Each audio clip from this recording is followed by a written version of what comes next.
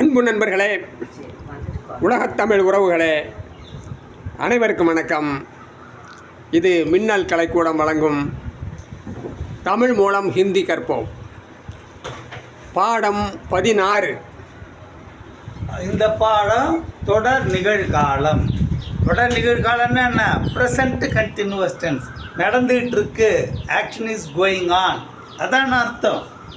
இந்த பாருங்க, தொடர் நிகழ்காலம் என்பது ஒரு செயல் தொடர்ந்து நிகழ்ந்து கொண்டிருப்பதை குறிக்கிறது. சின்ன சார்ட் பாருங்க. இது பிரதிபெயர் சொல், ஆண் பால் வினைச்சொல் அது கூட, பெண் பால் வினைச்சொல் அது கூட. எப்படி? மைம் கூட ரஹூம், ரஹிஹூம். ஒரு உதாரணம் பாருங்க. மைம் ஜா ரஹூம், நான் போய் கொண்டிருக்கிறேன். மைம் ஜா ரஹிஹூம், நான் போய் கொண்டிருக்கிறேன். ரஹூம் ஆண்பால், ரஹிஹூம் பெண்பால் முன்னிலை. தும் வந்துன்னு வச்சுக்கோங்க. ரஹேஹோ, நீ போய் கொண்டிருக்கிறாய், தும் ரஹேஹோ.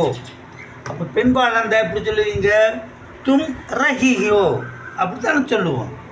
அதே மாதிரி இது போய் கொண்டிருக்கிறது, அது போய் கொண்டிருக்கிறது. சிங்களரில் சொல்ல இருந்தால் எக் ஜா ரஹா ஹை, வக் ஜா ரஹா ஹை.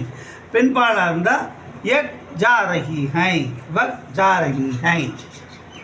ப்ளூரலில் பன்மையில் வருவோம். இங்கே பாருங்க, பன்மை. இந்த ஹம்மு, ஆப், ஏ, வே இதெல்லாம் வந்தால் ரஹே ஹை, ரஹி ஹை.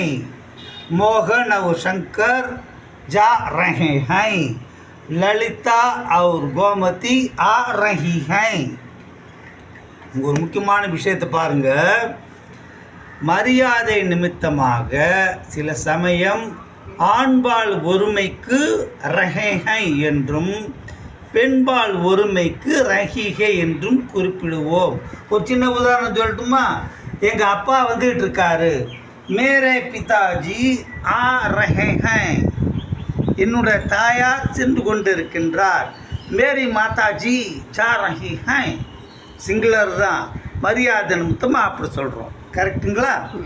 இன்னொரு முக்கியமான பாயிண்ட் என்னன்னா, நிகழ்காலத்தில் எதிர்மறையை குறிக்கும் வாக்கியங்களில் வினையுடன் இந்த ஹூம், ஹோ, ஹைம் இதெல்லாம் சேர்க்க வேண்டிய அவசியம் இல்லை.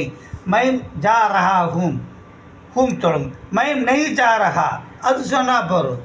வே ஆ ரஹே ஹை, வே நெய் ஆ ஜே ரஹே, அவ்வளோதான். இந்த ஹைம், ஹூம் அதெல்லாம் வேண்டாம் எதிர்காலத்துக்கு.